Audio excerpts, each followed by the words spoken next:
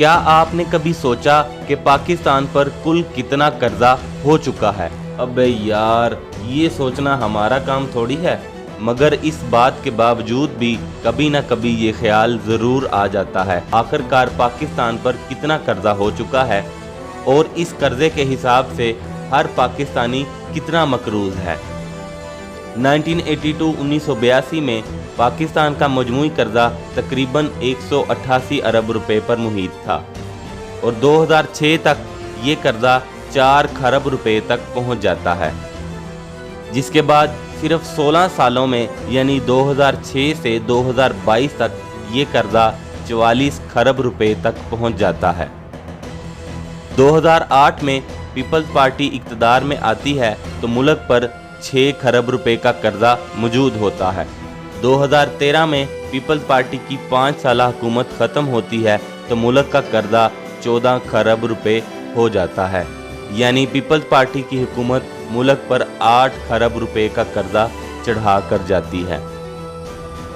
اس کے بعد مسلم لیگ نون اقتدار میں آتی ہے اور 5 سال حکومت کرتی ہے۔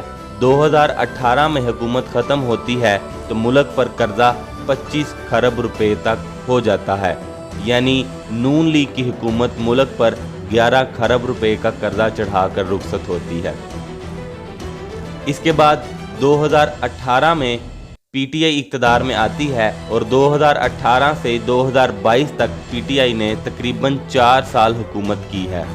اس دوران ملک کا قرضہ بڑھ کر 44 کھرب روپے تک پہنچ جاتا ہے، یعنی پی ٹی آئی جاتے جاتے بھی ملک کو 19 کھرب روپے کا قرضہ تحفہ دے کے جاتی ہے۔